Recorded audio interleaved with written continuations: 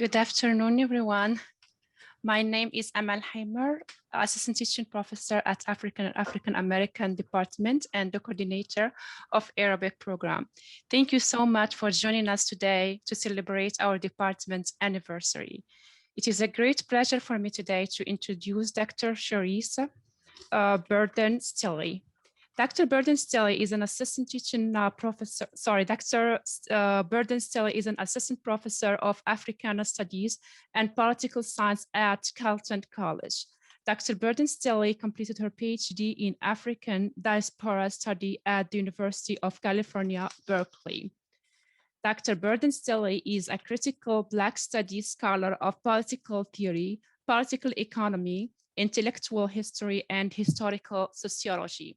She is also the co-author of A Life in American History. During this academic year, 2020-2021, Dr. Charisse Burden-Stelly is a visiting scholar in the Race and Capitalism Project at the University of Chicago. Currently, she is working on a book titled Black Scare, Red Scare. And today, Dr. Charisse Burden-Stelly will talk about Black struggle and Black studies from more relevant education to Black liberation. Please join me in welcoming Dr. Charisse Burden-Stelly. Thank you. Thank you so much for that introduction. Just a tiny correction. The title of the book, co-author with Gerald Horne, is W.E.B. Du Bois, A Life in American History. So feel free to check that out. But thank you so much for that warm introduction. And thank you to the University of Kansas Department of African and African American Studies and to Sean Alexander for inviting me to speak in celebration of 50 years of Black Studies at KU. I know that it's now 51 years, but the celebration is for that sort of milestone. And Black Studies is a topic that is near and dear to my own heart because I am a beneficiary of the struggles, not unlike those waged at KU. So I am classically trained in Black Studies. I've gotten my BA, my MA, and PhD in the field. I currently am in a Africana Studies program. I did my postdoc in an African and African American Studies department, as well as my dissertation fellowship. And so I'm just straight up Black Studies. And so I spend a lot of time thinking about the past of Black Studies, that is to say, what were the foundational struggles, what were students striving for and struggling for Black Studies, which came into the university in a unique way, in a way that's wholly distinct from the quote unquote traditional disciplines. I often think a lot about the present, that is to say, where we are, how well have we honed to that original vision of Black Studies, and then thinking about the future, what is our historical task as Black Studies scholars, as people who are invested in the field, and as those who care about the connection between a more relevant education and Black liberation. So by way of background, I know much of the background was provided in the wonderful panel previously, but I just want to give some broader context for thinking about the formation of Black Studies. So in 1968, the Black Studies movement and its push for a more relevant education at US colleges and universities represented the latest development in the Black liberation movement. Over the next several years, students on campuses including KU, San Francisco State College, the University of California at Berkeley, where I got my own PhD, Howard, Cornell, Jackson State, and Northwestern, demanded more students, faculty and staff of color, a more democratic admissions process, significantly expanded financial aid, better facilities, more egalitarian relationships with surrounding communities, and of course, the end of white control of historically Black institutions. It's important to note that when we think about the background of Black Studies, we also think about Black study, which for me is a sort of the precursor to the formal institutionalization of Black Studies. And so scholars such as James Stewart, Anthony Montero, and Nagyalti Warren have written about W.E.B. Du Bois as one progenitor of Black Studies. This was not least because Du Bois's scholarship challenged the racist and exclusionary foundations of traditional social science methods, language, and assumptions about progress and civilization. Du Bois centered race and racism as the central problem of modernity and moved his point of departure from Europe to Africa. Likewise, Du Bois used a multitude of approaches, what we now refer to as interdisciplinarity, to answer questions about the social world. These included ethnography, data analysis, and archival research, and traversed fields such as history, sociology, literature, education studies, and political economy. Importantly, Du Bois's Philadelphia Negro, his Atlanta University studies, which were collective and collaborative, and his efforts to systematize and coordinate the study of Black people across Black land-grant institutions in the South were precursors to Black studies. Du Bois and his colleagues conveyed that it was the responsibility of Black students, scholars, and researchers to study Black communities and accurately describe their conditions, to correct distortions and biases about them, and to prescribe solutions for their material, cultural, and spiritual betterment. These should not be individual pursuits, the pioneers showed, but rather should be collaborative efforts with the ultimate purpose of aiding and uplifting the communities that were the objects of inquiry. Du Bois's research efforts were meant to have enduring relevance beyond the campus and the classroom. That is, they were meant to serve a practical purpose. Nagy L.T. Warren wrote, quote, "The information would educate the world about the Black experience and also serve as a tool of social uplift among Black people, in addition to serving as a basis of raising the standard of living and cultural patterns of Black Americans through education, work, law, and social action." So there's a long history of using the study of Black history, life, culture, and society upon which Black studies struggles built upon. So it's important to note that the struggles that exploded throughout the nation were predicated on the reality that more Black students were populating predominantly white institutions as a result of desegregation legislation and the Higher Education Act of 1965. And when they matriculated onto these campuses, they realized that the curriculum was quite Eurocentric and indeed white supremacist, and often did not speak to their lived experiences or their historical and material realities, and continue to approach the Black experience as sort of outside of history, as contributing nothing worthy of study. And in fact, their treatment in the classrooms were still very, informed by white domination and exclusion. Another aspect of that is the push toward assimilation. That is to say that the idea that Black students would be more successful if they adopted the dominant culture, values, and ethics. And so this presented a fundamental problem for many Black students who had participated previously in the civil rights movement, some of who were older in terms of their matriculation on campus, and who felt that their education should have a meaningful purpose beyond simply the acquisition of knowledge. On the campuses of historically Black colleges and universities as well, the demand was to wrest control of Black spaces from conservative and reactionary forces and to have more cultural grounding in the curriculum. So even at these HBCUs, there was a demand for a Black university. That is to say, a university that spoke to the needs and to the futures of Black people who were deeply rooted in sort of Afrocentric or a Black orientation. It's also important to note that 1968 is an important moment. CLR James referred to this as a world revolution of 1968. So for example, in the aftermath of Dr. Martin Luther King's assassination on April 4th, 1968, rebellion spread throughout the country based on this idea that, King was trying to work within the system. And even as he became more and more radicalized, not least around the Vietnam War, the idea was that if it is that you even assassinate him who's trying to work with you, now it's time to sort of step up the militancy. Now is the time to take more direct action, and also to use any tools in our toolkit in order to enact change. And the other part of this is that even with the passage of the Voting Rights and Civil Rights Acts of 1964 and 1965, Black people's conditions in urban areas had not fundamentally changed all that much. And so Black studies is happening in this militant milieu. It's also important to think internationally. There are labor strikes happening throughout the world. So in France, for example, there's a huge labor strike that also was informed by an increasing feminist and gay liberation movement. In Senegal, there was a huge student protest that was in response to the increasingly repressive regime of Senghor. In sports, this is when we see the raising of the Black Power fists by two students from San Jose State University, as well as protests against South African participation in the Olympics because of apartheid.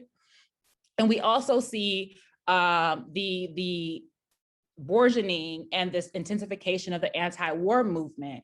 And this manifested not only in the protests of the world up to the war, but also the protest of the draft and the ROTCs on campuses, the participation of colleges and universities in collaborating with the Defense Department, and their role in nuclear research. So Black studies is taking off in this milieu. Of course, the intellectual spirit, as Hero Cruz calls it, of Black studies was Black cultural nationalism. And this animated the struggles on PWIs and HBCU college campuses alike. Black studies was envisioned as a space to confront the cultural apparatus of the United States to counterbalance the historical effects of white cultural particularism that was parading as universalism, that denied the validity of competing value standards and epistemologies. As many on the previous panel mentioned, there was also this concept of from gown to town, or gown and town, where students wanted an education that would allow them to go back and help develop their communities. And also there was a vehement critique of colleges and universities basically as settler colonies, right? They would come in and absorb all the resources and not redistribute these resources to the surrounding communities. And that was a huge problem because oftentimes these were poor, oppressed, and racialized communities. So Black studies brought the activist spirit to campus and a way to understand and frame the work that needed to be done on behalf of Black, poor, and oppressed communities. And as I alluded to earlier in the description of Du Bois's contribution, Manning Marable made plain that the point of Africana studies or Black studies was supposed to be descriptive, prescriptive, and corrective. So descriptive, that is to say that Black people do indeed have a history and have indeed made contributions to society, and to describe those contributions and those realities. In terms of being prescriptive, that this is not simply a decadent or an indulgent enterprise, but rather that Black studies scholars need to offer up solutions, to offer up ideas about what is to be done, and corrective, to challenge the white mythology that paraded as fact and that paraded as research, that produced Black people as criminal, as lazy, as backward, as savage, as dangerous, as culturally deprived, et cetera. And so to offer a corrective to that narrative with true, real, grounded study of the Black condition. So as these uprisings are occurring throughout the nation, from UC Berkeley to Northwestern to South Carolina State to Columbia, there were a myriad tactics were used. And I think that this is very, very important because they range from peaceful to extremely confrontational, if not so-called violent. So there were sit-ins, there were petitions circulated, demonstrations were organized, picket lines were organized. And the picket lines are important because this shows the way that Black students struggling for Black studies struggled alongside unions and workers organizations. And so now a lot of our campus unions, unfortunately, are very conservative or a little bit backward. But in these days, organizations like the American Federation of Teachers worked alongside these student strikers. What another important thing to note is that many of these students who are engaging in these struggles for Black studies formed organizations on campus. Organizations were key, right? So there was there were some spontaneous uprisings, but it's important to note that organization was instrumental to the Black Studies movement. And so there were Black student unions that were organized, for example. Students also stormed the stage during lectures and celebrations and graduations. They issued demands. So the demand document is kind of a staple of movement of these Black Studies movements wherever they're happening. There's always a list of demands. And this list of demands is important because it articulates the vision for what is to come, right? That students are not only trying to disrupt what's currently happening, but they're also offering up what it is they see needs to happen. They engaged in hunger strikes. They held administrators hostage. They developed systems of secret cells and codes to organize resistance and to avoid infiltration. So what's also important to note about the Black Studies movement is that it's happening in the context of the Cold War and in the context of rampant anti-communism, such that these movements are being red baited. They're said to be influenced by outside agitators or by communists. And so the FBI was actually infiltrating these organizations. So COINTELPRO not only targeted Black liberation organizations like the Black Panther Party, but also Black student unions. And so students were having to not only challenge the extant structure in the form of these colleges and universities, but also having to challenge the repression, right? The police infiltration and the youth and the surveillance gathering that was happening in an ongoing fashion. They also would get groups of Black students to register for the same courses. And so this was a tactic that was used, for example, at Brooklyn College to challenge the white supremacy of particular professors. And so a professor would say some goofy thing, and then the students would gather together to correct that professor. They would demand a curriculum that included the realities and experiences of Black people. And if necessary, they would work together to boycott a class, right? So this is just a show of solidarity and coordinated action that's very, very important to the success of these Black Studies movements.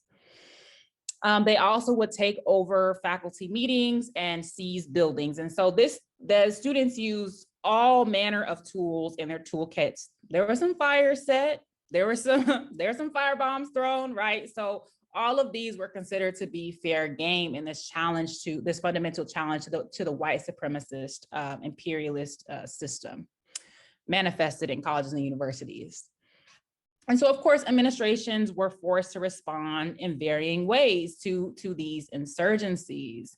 So the very sort of basic response was to offer up random courses, right? So they would either have the most woke white person teach something about, African-American history and culture, or they would find somebody in the surrounding community to come in and teach courses. And so that was one approach, right? To just have a few courses to palliate the students.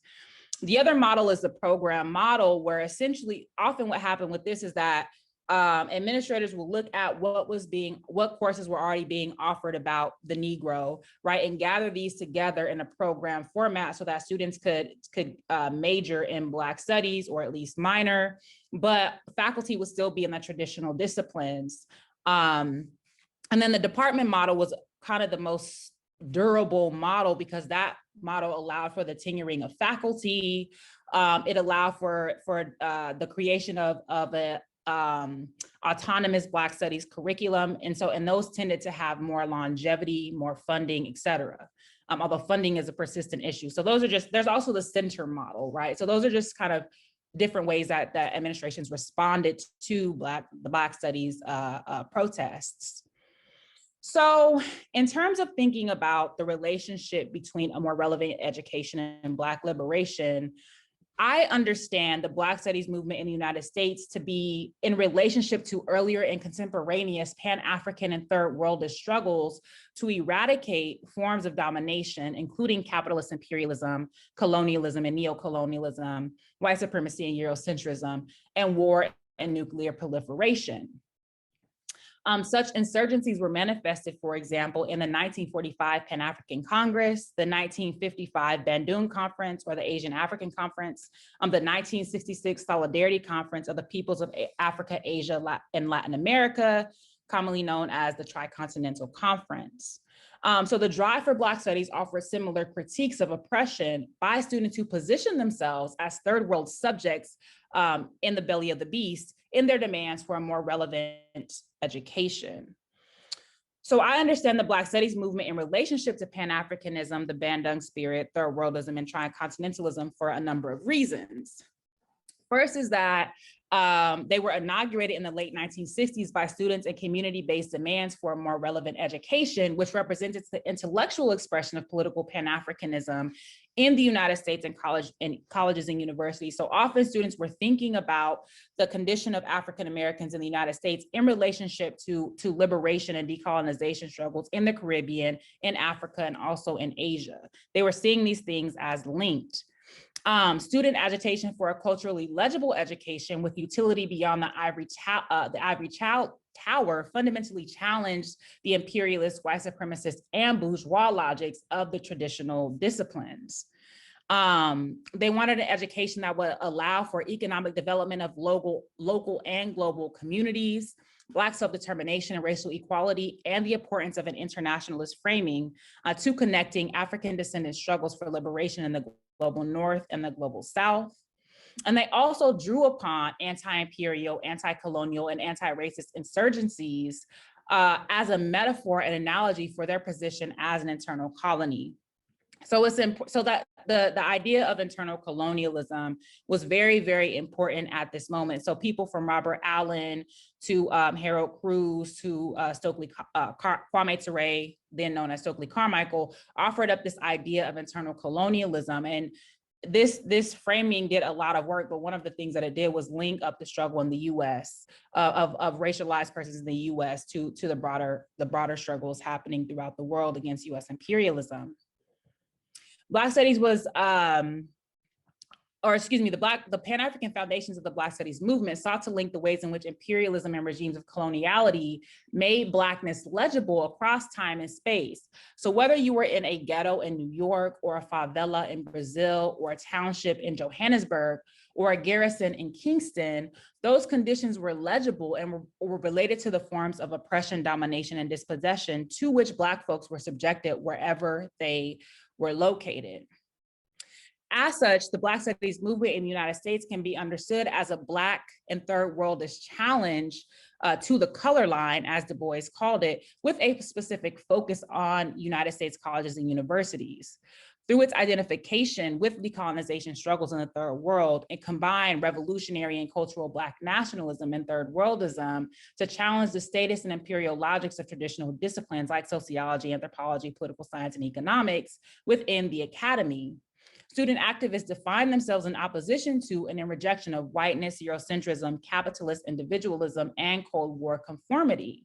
They sought to harness their education to eradicate white supremacy, liberate themselves from economic dependence and social imposition, and to create Black structures and institutions while developing Black culture, eviscerating class conflict in the Black community, and serving the needs and solving the problems of the Black community and Black youth. In effect, they aim to create a revolutionary Black vanguard that would aid the masses in using all the tools at their disposal to end oppression. So there's ideological struggle happening at this time. It's not just the radical vision that I've narrated. There are liberals, of course, and there are conservatives who are also in the milieu. But it is my perspective that in the moment of its founding, the radical vision of Black studies was winning out. It is over time that basically the Marxists and revolutionary nationalists lost, and probably cultural nationalism and more liberal articulations of the Black Studies Project are what became institutionalized and codified over time. So, as Black students were picketing, striking, and occupying buildings on college and university campuses, Black feminist organizations were burgeoning in response to the marginalization of Black women in second-wave feminist and mainstream Black movements. The Third World Women's Alliance, the National Black Feminist Organization, the Combahee River Collective, and the Black Women's United Front, for example, sought to organize Black women across class to combat forms of social and political subjection that resulted in their triple exploitation. Issues of particular importance included employment, wages, housing, daycare, and access to quality education. The more radical of these organizations combined anti-racism, anti-sexism, anti-capitalism, and anti-imperialism to articulate a program that directly addressed the concerns and experiences of Black women in the struggle for self-determination, an end to economic exploitation and alienation, and the eradication of racialized oppression. Such activism was concomitant with the introduction of Black feminism in the US Academy. The intervention of Black feminist thought into Black studies aimed to challenge Black men's overdetermination of scholarly inquiry into history, culture, and social problems of Black people. The inclusion and centering of Black women in discourse and knowledge production aimed to clarify what was obscured by their exclusion, to expand often reductive interpretations of Black social life due to the illusion of gender analysis, to interrogate how certain theories and approaches erroneously and unnecessarily place Black women and men in conflict and competition, and to reveal whose interests were served in defining Black men as the paramount subject of liberation on the one hand, and pathology on the other hand. Starting in the late 1970s, the study of Black women's history and literature promoted the rise of academic feminism. Historians and literary critics, including Darlene Clark Hine, Deborah Gray White, Paula Giddings, E. Frances White, Evelyn Brooks Higginbotham, Mae G. Henderson, Ann Lucille, Deborah E. McDowell, Toni Cade Bambara, and Mary Helen Washington were integral to this project. Concomitantly, Black women in law and the social sciences sought to expose the racist and sexist underpinnings of the traditional disciplines, to reveal the exclusion and marginalization of Black women in studies and frameworks of society, behavior, and the law, and to reclaim space for the experiences of Black women in research and scholarship. Here, Kimberly Crenshaw, Patricia Williams, Patricia Bell Scott, Deborah K. King, and Elizabeth Higginbotham were of paramount importance. Black women's studies introduced intersectional analyses of power and systems of oppression into Black studies. The works of, among others, Bell Hooks, Patricia Hill Collins, Angela Davis, and later Joy James, Eula Taylor, and Carol Boyce Davies led the way. Such approach introduced a novel critique of dominant intellectual systems and offered a host of reforms to transform the academy into a space that was more inclusive of and open and relevant to Black people generally and Black women particularly. This intervention critically reshaped the generally androcentric orientation of Black studies that too often socialized out of existence Black women. So that is what I understand. I'm so sorry about that, y'all. I don't know what happened with my internet, but I'm just gonna hop back in if you don't mind. So I was saying that that by the 1980s, when Black studies was more or less institutionalized, there was a noted and distinct absence of Marxist, historical, materialist, and critical political economic analysis of Blackness in its formulation. So there had been somewhat of a turn away from the radical Black tradition. At the same time, diaspora began to proliferate as a particular analytical framework to understand the relationship between African descendedness and how music, art, dance, and forms of retention, heritage, tourism, et cetera, linked Black people over time and space. And there also was a turn to what Brett Hayes Edward called décalage, or a difference in disjuncture between the experiences of Black folk. Now that in and of itself is not a bad thing, but when abstracted from structural material analysis, it can be quite problematic in understanding the true conditions of Black people. So generally speaking, the institutionalization and the move toward professionalization of Black studies has ultimately meant a de-radicalization of the field, and that leads us to futures. And so the future of Black studies, I think, is wholly contingent upon what we as Black studies scholars and practitioners do with the field. We must create scholars who not only respond to forms of oppression like police assassinations, but who are also proactive in envisioning and struggling for a world beyond policing and structures of domination, right? Because this was ultimately the goal of the founding of Black studies. Black studies is a responsibility. It is not simply a privilege. And it's something that we need to take seriously to not only study what has happened, but also to have an impact on what is happening currently and where we ought to be going. So this is the descriptive, corrective, and prescriptive task of Black Studies. So I will go ahead and stop there. Thank you.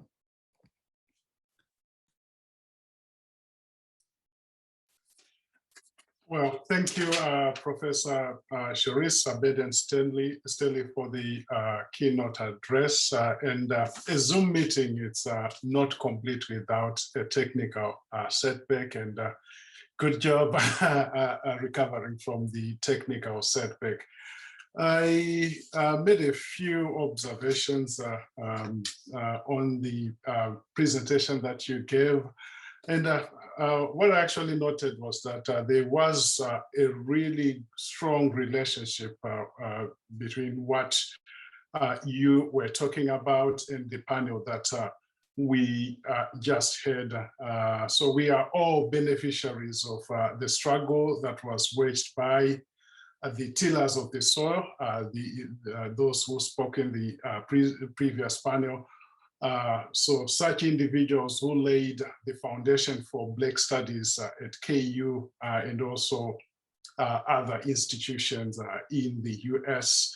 And you also did talk about the Black Studies movement, and there were actually synergies between your presentation and what we heard. The individuals who were demanding representation in terms of student recruitment, in terms of even faculty recruitment, and so forth. And I am a native of Zimbabwe. I grew up in Zimbabwe. That's where I was born and raised. And the leaders who were instrumental in the fight against oppression during the Liberation War, people like Mugabe and so forth, they were influenced by the struggle that was taking place here in the US. And we can also cite other instances of the connection between what was happening here in the US and also what was happening on the African continent. We have the likes of Kwame Nkrumah, who was actually educated here in the US, and he went back to Ghana and was instrumental in the fight for Black emancipation. And some of the ideas that he got from here, they are still evident on the African continent, even in the present day. Ideas of Pan-Africanism. We had the Organization of African Unity initially, and it evolved. It has evolved now to the African Union. So we continue to see those ideas shaping the development path on the African continent. And there was one idea, one point that you made that also stuck to me. It stood out when you said that Black Studies scholars, they need to offer solutions. So we shouldn't just be critics. So it's easy for us to just say, okay, we are criticizing a certain system, the system of oppression that we are facing, but we need to have a vision of what lies beyond the system of oppression that we are facing right now.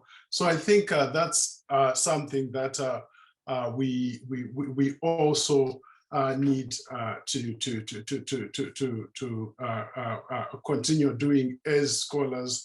And another point that you also made was the role of organizations, especially in the Black Studies movement, that these individuals, they had to organize themselves, so they were not fighting on their own, or they were not waging these battles as individuals.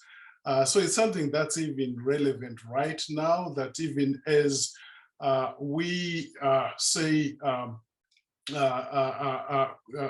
continue in our struggles, that as individuals, we can go to our journey, it can just go to a certain extent, but as a group, we can actually go far. So there are some lessons that we can learn even from the experiences of those who laid the foundation for us.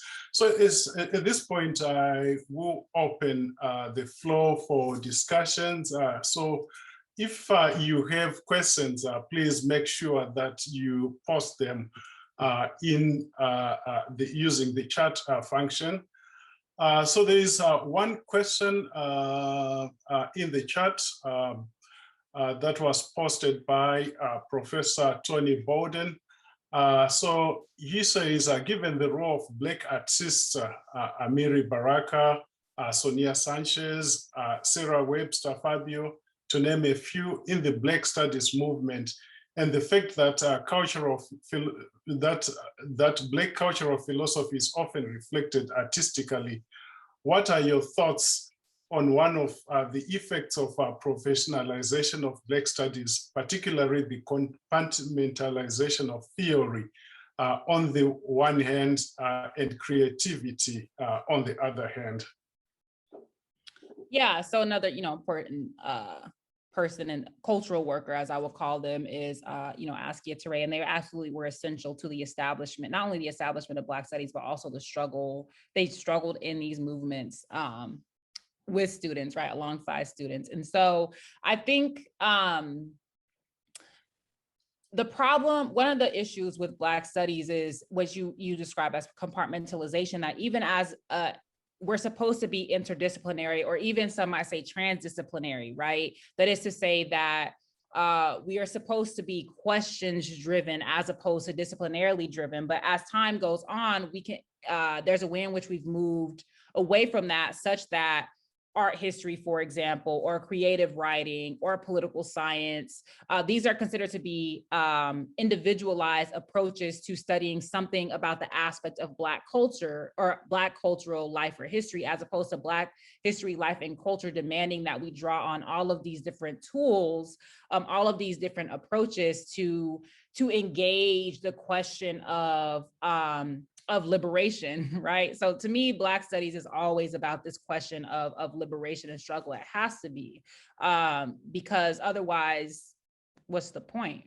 And so I think that the compartmentalization is a product of becoming more inscribed in the institution, that even as it claims it wants interdisciplinarity or multidisciplinarity, it indeed and in fact continues to prioritize the segmentation of knowledge, which was concomitant with the rise of colonialism and imperialism. You study political science is the political aspect of society, and then economics is the economic system, and then sociology is the study of power, and then anthropology is how you study the others, right? And so because the academy is the intellectual arm of the state, it has a particular mode of knowledge production that Black studies is meant to challenge. And I think that's something that we need to return to, the ways in which theory, cultural work, political analysis, as well as prescription, that is to say, as well as understandings of public policy, are all mutually constitutive.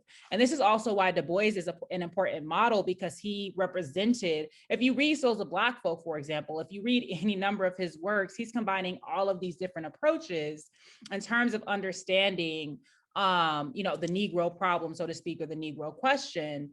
And that is why people like Tony Montero position him as somebody who's a precursor to Black studies or a progenitor for Black studies, because he is not engaging in the segmentation of knowledge. And so that is something I think that, that we need to return to, that sort of interdisciplinary commitment.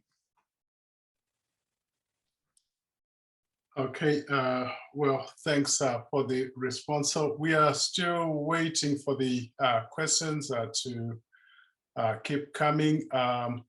So I have a question here from Dr. Jack Gordon. What do you see is the connection between Black studies in America and African studies as we know it?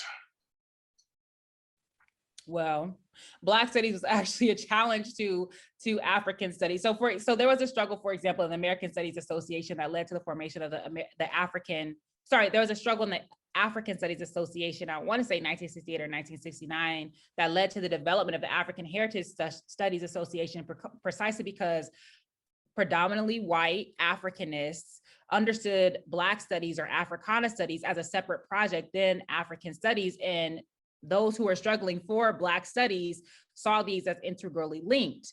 And so because area studies of African studies is often considered area studies, and area studies came about as an initiative of primarily the State Department to study areas of strategic importance to the United States.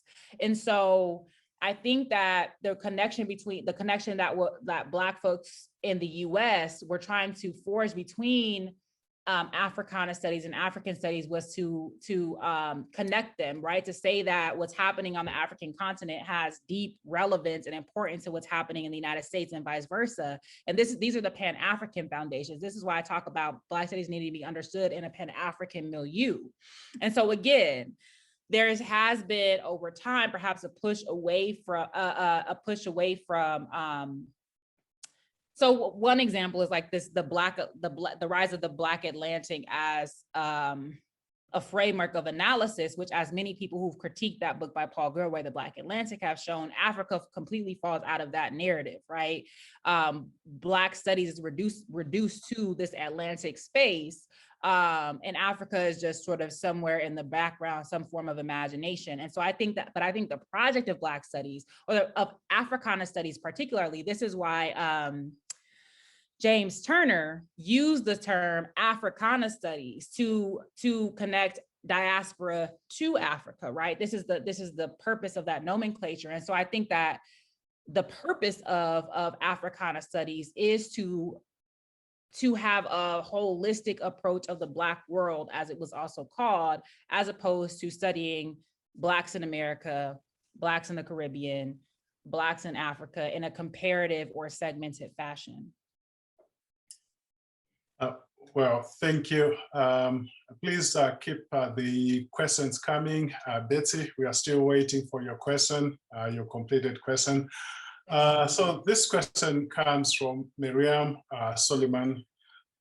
So the question is, how do you understand the relationship between the move toward institutionalization in Black studies and the rise of Black feminism in the academy, both in terms of periodization and possible ideological clashes and congruence? Well, one way that this is narrated is that Black feminism it sort of revivifies Black studies in basically the 1980s, that there was a kind of lull or a sort of downturn in Black studies in this early 1980s moment, and with the rise of Black feminist studies and Black women's studies, which are not the same, but are linked, that this sort of reinvigorated the Black Studies project in a particular way. It's important to note that there were women, right? There were women and there were people who we would now call Black feminists who were involved in the Black Studies struggle, right? That were leaders in the Black Studies struggle. But the push for a separate or autonomous sort of Black feminist track, or even a separate field of Black women's studies, was a product of, as I mentioned, Black women feeling as if they didn't have a real space in women's studies and that they were being subsumed in Black studies. And so I don't think it's not really linear, like Black studies and Black women's studies. These things are happening contemporaneously. But I think that in both Black studies and Black feminist or Black women's studies, there tends to be a lack of attention to class. Even though we have the trifecta, which is race, class, gender, class tends to be assumed, and what really is sort of imagined or analyzed is socioeconomic status, I guess, if even that, and it's not a true class analysis. And this has to do with what I would say is a sort of anti-Marxism or intellectual McCarthyism that pervades the academy, and to which Black studies is not immune, whereby Marxism or critical political economy is considered to be passé, it's considered to be unnecessary, it's considered to be subversive, and all those other things. And so I think Black studies and Black feminism can share that. Now, Joey James argues that there's, these different typologies or different categories of Black feminists, and one of which is like revolutionary Black feminists who do have a class analysis. But I would say that is not the dominant strain. And so anyway, so that's how I understand the relationship between those and potential tensions. Okay, well, thank you. And this question comes from Professor Sean Alexander. So the question is, looking back on 50 years of Black studies, what institutions outside the academy do you see influenced by Black studies? What is the discipline's lasting impact? Where does Black studies need to insert itself intellectually and institutionally today and in the future? So that's a whole lot of questions. I guess you can see that in the chat function. Yeah, what institutions outside the academy you see influenced by Black studies? I would say that some of the social movements that are happening today are deeply influenced by Black studies, if not certain strains of thought in Black studies, like Black feminism or Afro-pessimism. The discipline's lasting impact, I think, is the relationship between epistemology and politics, that how we come to know what we know and what counts as knowledge production is intimately linked to politics. That is to say, the need to struggle, and that this is ongoing. It's not just a one-time thing. This is something that needs to happen over and over because Black studies is constantly under attack. What does Black studies need to insert itself intellectually and institutionally today and in the future? I think that we need to continue to have Black studies departments, but I think that there also needs to be a commitment of students to take Black studies courses, because there's often some type of struggle for a Black studies department, and then you have 8 people show up in your class, which is ridiculous, right? It's a waste of time, because the sort of commitment is not just in the struggle, it's also in actually engaging the knowledge in a way that's central to one's education, right? And that Black studies is not your backup discipline. Black studies is not where you come because you failed at your other major, but rather like this is liberation studies. These are the tools that we need to understand what is to come. And so I think that's a sort of institutional shift in terms of the culture of the institutions at which we work and the mindset that we develop in students. And intellectually, I think we need to return to political economy. I really do. I think that we do a good job with the gender and sexuality, as well as with literature and history. I think that we do not do a good job with political economy and critiques of capitalism. And this is very, very important given the world in which we live, because there's crisis after crisis in capitalism, and we need to understand how Blackness is impacted by these ongoing crises, and also again to understand like what's to come, right? When capitalism, there's something after capitalism, right? As we know, it could be fascism, it could be socialism, right? It could be something else, but Black studies needs to be at the forefront of helping to struggle for and determine what that is. So. Okay. Well, thank you. We have another question here from Betsy H. And the question is, Professor Burden-Stelly, thank you so much for your talk. It is a pleasure to listen to you. Professor Robin Kelly sometimes makes the joke or observation that activists in the 1960s and 1970s set out to desegregate the university and ended up desegregating the curriculum.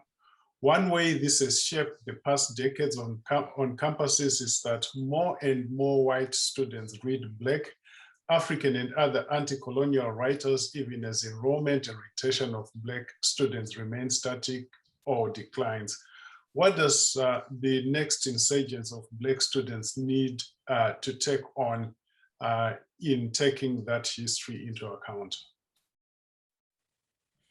Well, I think that, as we recall, part of the Black studies struggle was to have more Black students on campus, was to have better financial aid, was to have open enrollment in some cases. So this was happening at CUNY. And so the declining number of Black students represents a failure of the broader Black Studies project, right?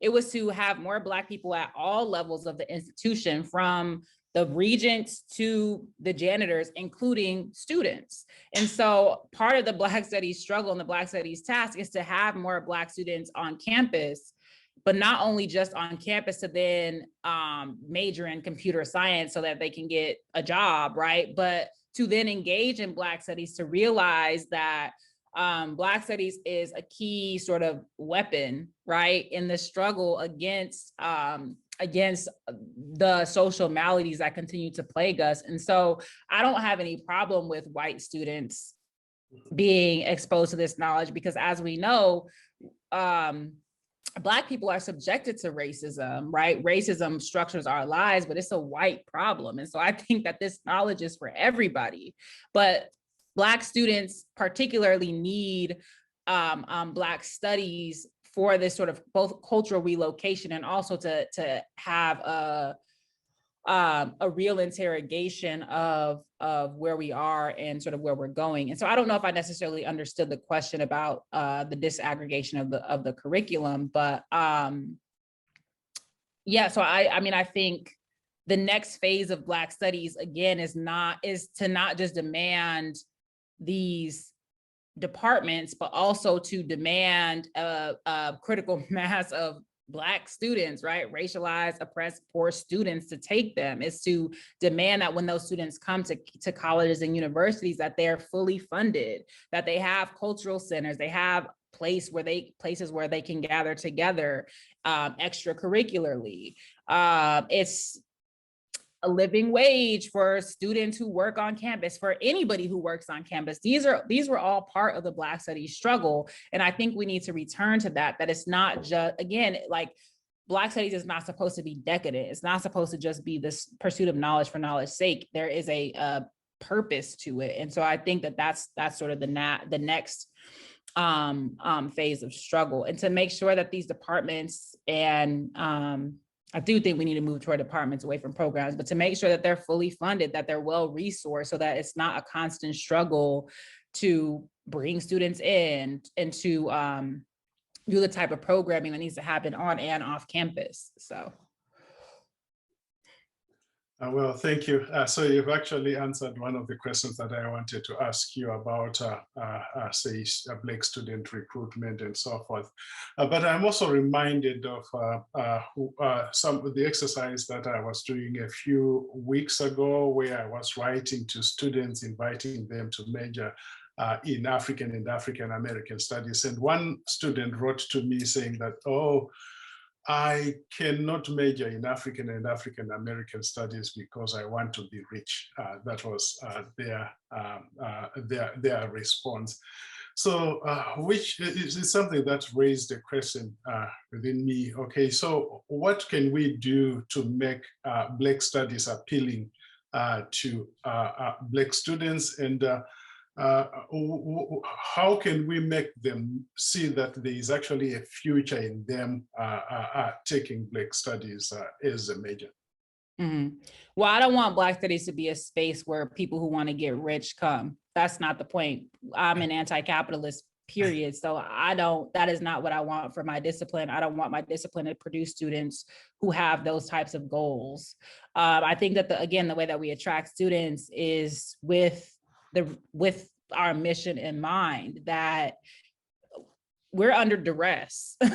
Like, this is game time. Like, this is not a drill. And the way that we understand that is through the study, is through Black Studies. Black Studies is a site to be able to sort of ground in, to examine these phenomena. Blackness is simply it's my perspective that in Black Studies, Blackness is simply a heuristic to understand broader phenomena. That is the point. And so to be able to do that, to be able to think critically and to have intellectual and theoretical tools to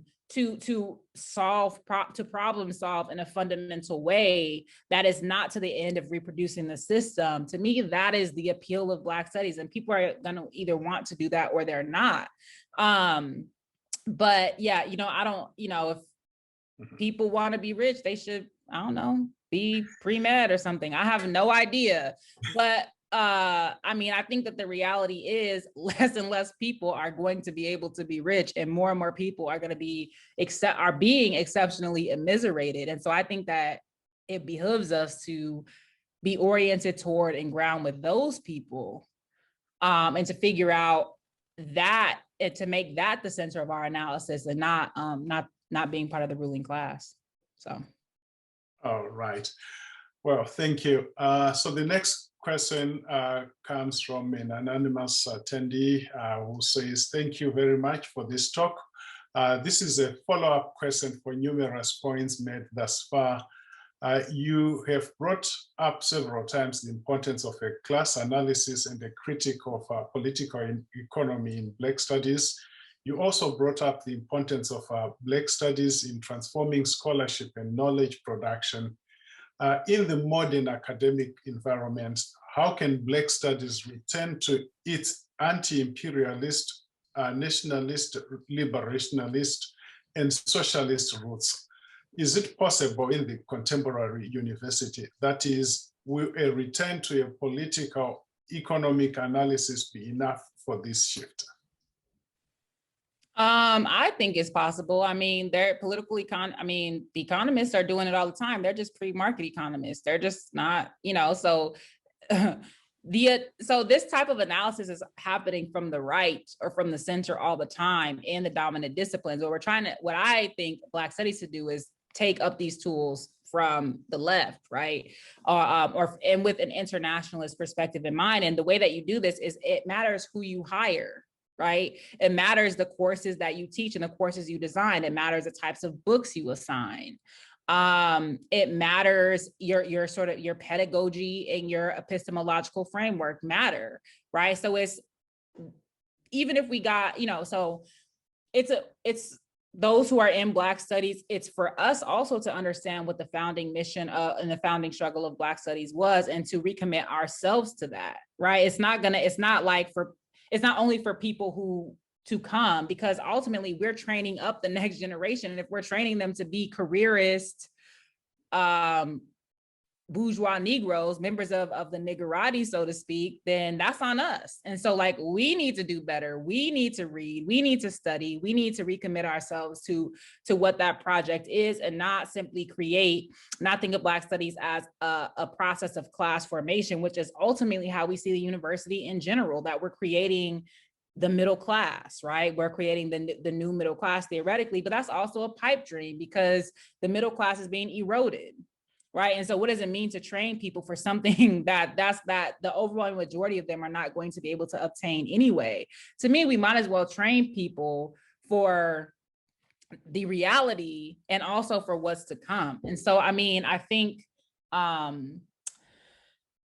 I always think it's possible. Fidel Castro says revolutionaries are always optimistic. So I think anything is possible. If neoliberalism is possible, if neoconservatism is possible, if structural adjustment and austerity are possible, the alternatives are possible as well. And indeed, and in fact, they're happening all the time. We just don't know about it, or we consider it to be authoritarian or totalitarian or whatever because of anti-Marxism and intellectual McCarthyism, right?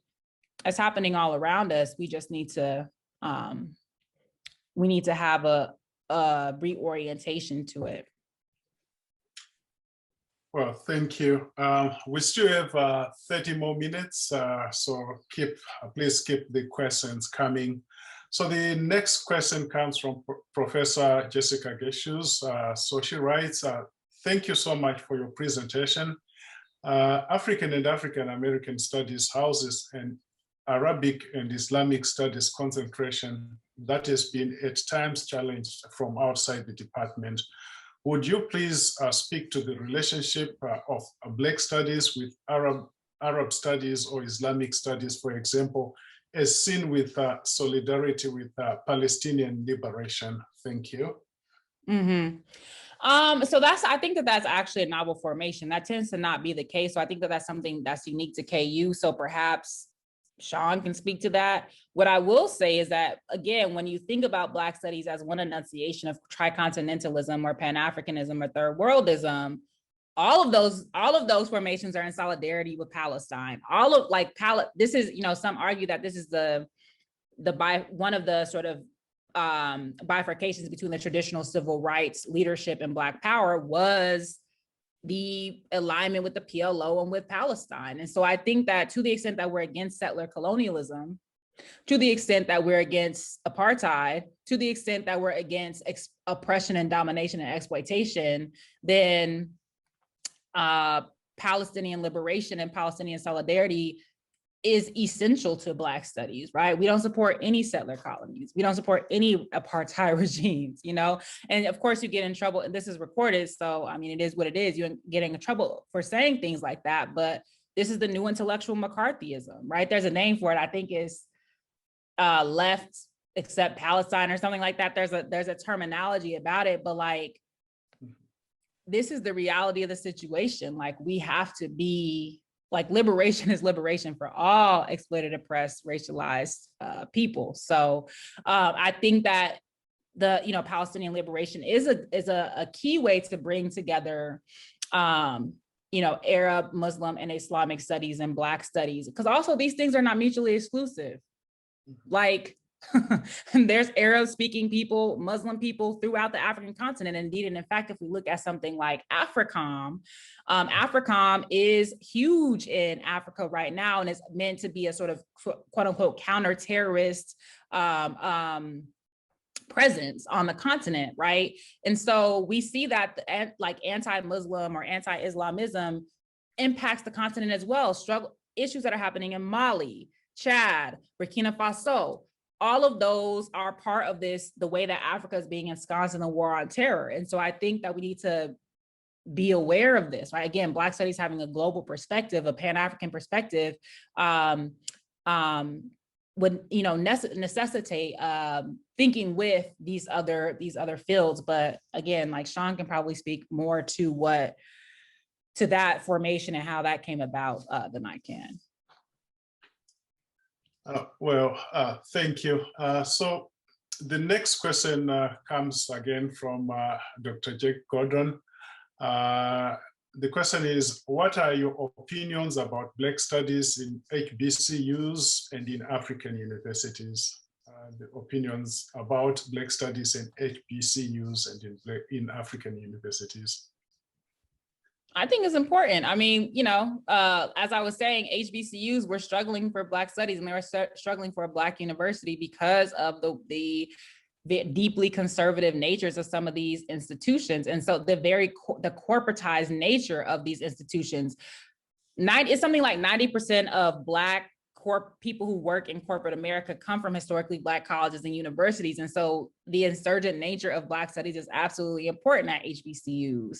In terms of African universities, I think Black studies is important everywhere, right? Because again, Black studies is an epistemological, political, and sort of pedagogical intervention.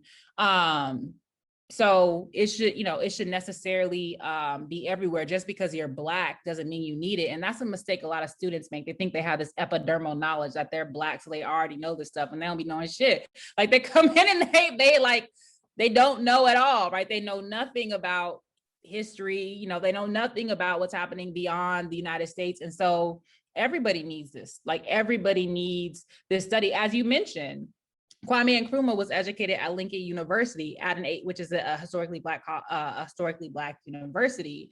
And I think that not only being at Lincoln, but being in community with what we might call like the grandfathers or progenitors of Black studies, I think profoundly shaped the way in which he understood continental Pan-Africanism and the United States of Africa, right? So I think Black studies is important there. Now, of course, I think that Black studies needs to be articulated to those colleges and universities and the material conditions that are there, but also with an eye toward the study of the African diaspora and what's happening beyond the continent. So. All right. Well, thanks a lot. So one other question from Miriam Suleiman. Are you aware of current intellectual trends in the Caribbean that wish to prioritize cultural lifeways of the African diaspora over a Pan-Africanist critique of capitalism? I think that though, I think that trend in Caribbean, like UWIs, right, is consonant with the trend here. So this, I would call this culturalism, this sort of culturalist trend, I think is pervasive everywhere. And it's not to say, but what I will say is that even in cultural interrogations in the Caribbean, they tend more so than the United States to be rooted in a material analysis because of the unique ways in which issues of development and colonialism and neocolonialism and imperialism operate there. And so I would have, this is why like literary scholars that come from the Caribbean, like Jamaica Kincaid, like Amal Brathwaite, all of these persons have a particular material understanding in their cultural products. So I'm a Pan-Africanist. So I will always think that Pan-Africanism is really important, as well as, a socialist. And so I think that, anti-capitalist critique is important anywhere and everywhere. And I think it's particularly germane to the Caribbean, as a Caribbean is at the as I said, it's subjected to neocolonialism and imperialism and increasingly the climate crisis. And I think that we need studies that allow us to contend with that. So I don't know if that answered the question, but. Well, thanks a lot. The next question comes from our MA student, Tyler Cargill. So given your anti-capitalist ideology, I would be interested in hearing your thoughts about the role or potential of Black studies in determining whether and how reparations should be distributed. That's a good one. I don't have a perspective on reparations. So no, I don't have any, I don't wade into that. I mean, I think reparations as a broader anti-capitalist struggle is important, but there's a lot of confusion currently in the reparations movement, and you gotta ask the reparationists. Yeah, so yeah, that's a question that I always get even in my classes. I do teach a migration course. So when we talk about the migration of healthcare professionals from Africa to the US and to Europe, I always have a student bring up the issue of reparations, that these countries, they are reaping where they did not sow. So they actually need to pay reparations to African countries that train these medical doctors. So that's a big issue. All right. Well, I mean, I'll just study Queen Mother Moore, Audley Moore. Study Audley Moore. She is at the forefront of the reparations struggle, and to the extent that I have a position on reparations, is very, very closely aligned to Queen Mother Moore. Oh, okay. Well, thanks. So going back to Professor Alexander, today we have a rise of anti-racist centers at universities. What do you think of this trend? Do you see it as a side step, accepted, safe alternative to Black studies, or are these two intellectual trajectories aligned? Sorry, I think my computer or my internet froze. Can you reread that question? Okay, sure. Yeah, so today we have a rise of anti-racist centers at universities. What do you think of this trend? Do you see it as a sidestep, accepted, safe alternative to Black studies, or are these two intellectual trajectories aligned? I think the former. So I think it is a way to sidestep Black studies and a way to rationalize and legitimate the defunding of Black studies. Anti-racism is about white people. Black studies is about Black people, period. Anti-racism is about, and it's not even just about, it's not about structural whiteness. It's really about white feeling, white interpersonal action, right? We off that. So no, I don't even use the term anti-racism anymore. I just talk about Black liberation because it means something very particular in this moment, even though we have long histories of anti-racists who are also anti-capitalist. But when a censor gets money from Twitter, millions of dollars from Twitter, we have to wonder about what is being funded and why, right? So I can't get with the anti-racism centers. So. All right. So the next question, it comes from an anonymous attendee, but given the way the question was framed, I think I know who the person is, but I who is it? Just kidding. No, I won't. Just kidding. Okay. How does music serve a central role in Black studies? And how can the study of music and musical performance be taken up to connect Black studies to music schools, art schools, and beyond? That's a good question, and one I don't necessarily have an answer for. I'm kind of like a troglodytic political economist, a political theorist. I don't really know about anything else, but I would say the work of Josh Myers at Howard University, the work of different ethnomusicologists, the work that Robin Kelly has done about Thelonious Monk. Of course, music is important. Music is like one of the love languages or one of the struggle languages of Black people, whether it's jazz, blues, hip hop, reggae, rock and roll, music, any American music is ours, right? We innovate in those genres. And so I think it's very, very important in that music, even like poetry, becomes a way to think otherwise and to animate struggle, right? So in terms of, and I think that there's a natural connection between Black studies and music programs. But the problem with a lot of music programs is the problem with a lot of the traditional disciplines where there's a very sort of formulaic, traditionalist approach to music that separates the sort of lived reality from the study of music, which tends to be up here. And so that's why I think specifically ethnomusicology is something that can bridge the gap between music departments and Black studies. But I only know enough to be ignorant, as I would say. So that's a good question for a music scholar. Well, thanks a lot. So even in my case, when I do teach my courses on Africa's human geographies, I also try to bring up some music that speaks to the theme that we are covering in that particular class, and that acts as a starting point for the discussions. So that's one of the things that I also try to do. So we just have one more question. If we don't get another question, then that will be it. So please keep the questions coming. We still have about 17 minutes, and Dr. Burden-Stelly wants to answer your questions. So the next question is from Mariam Soliman. Besides in Britain, are you familiar with Black studies programs existing or rising in other countries with a similar commitment to Black communities outside the academy and other central tenets of the original movement for Black studies in the US?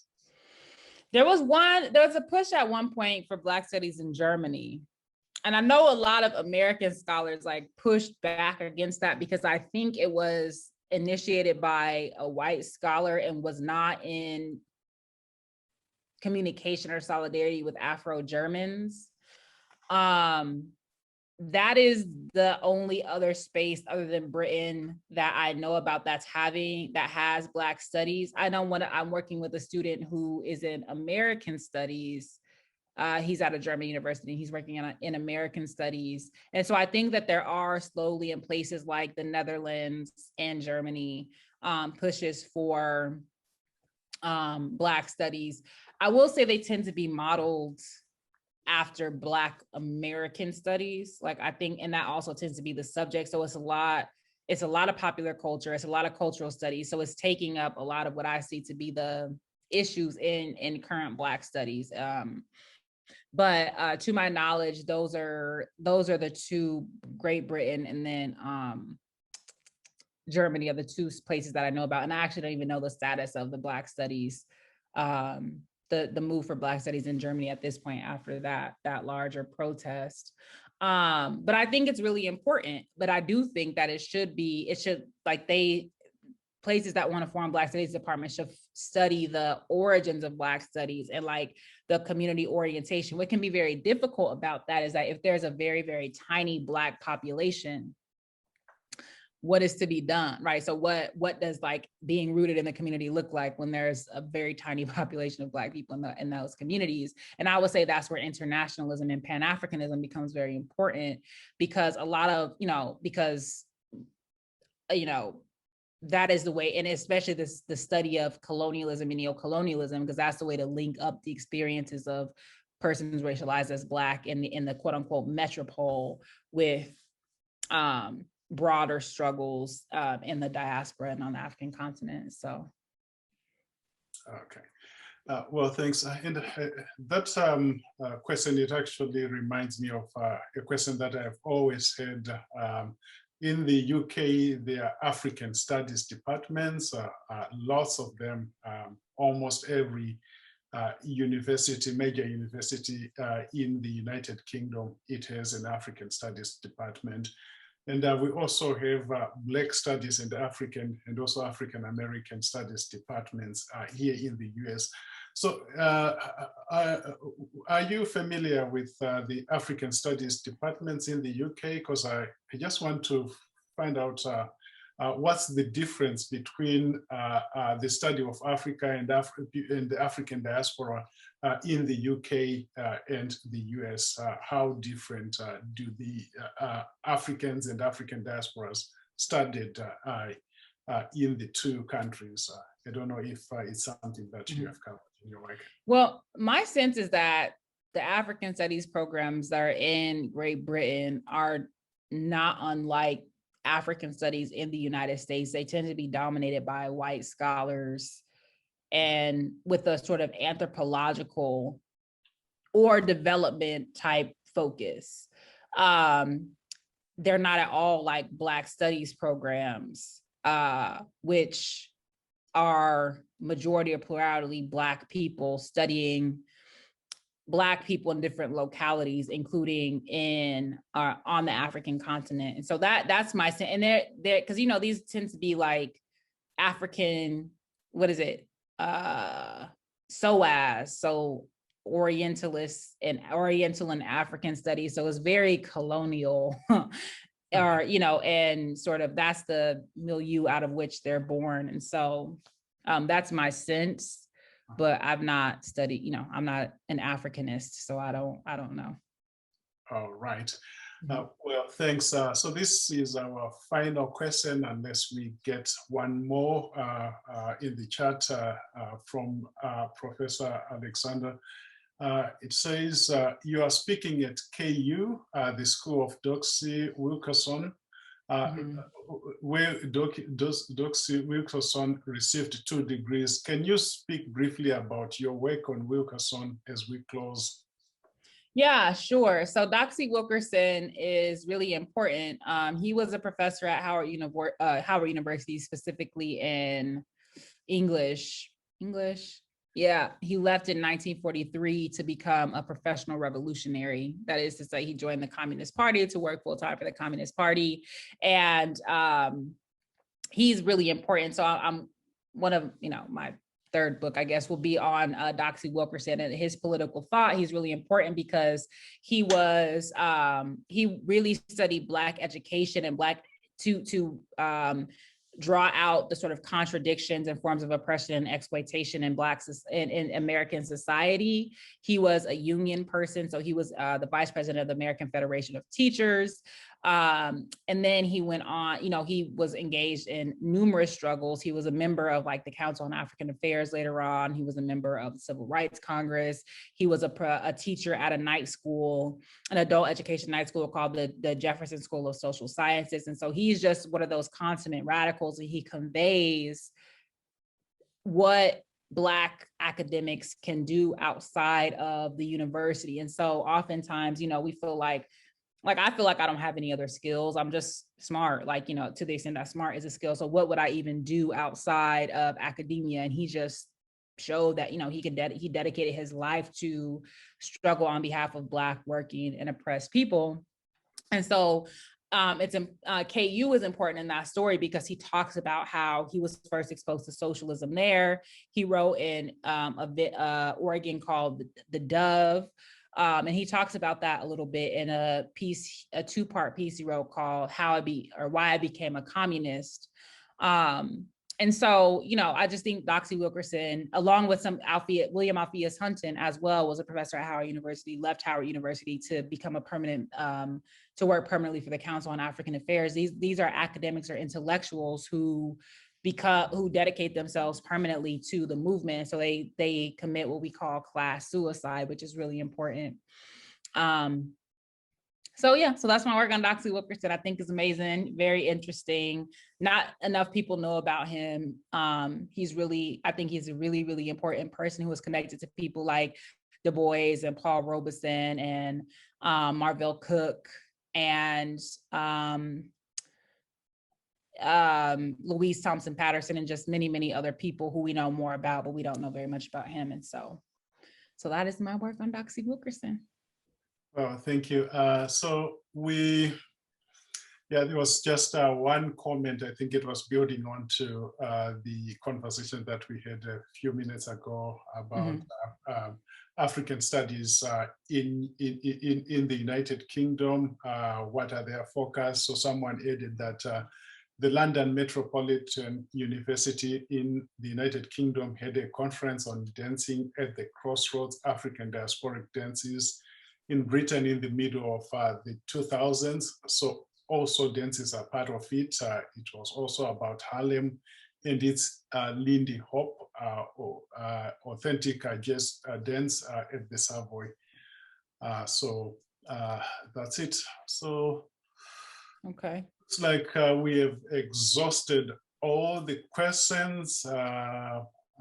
So I would like to thank you for the presentation and also for fielding all the questions. I think we threw 1,000 questions at you and you were able to handle every single one of them.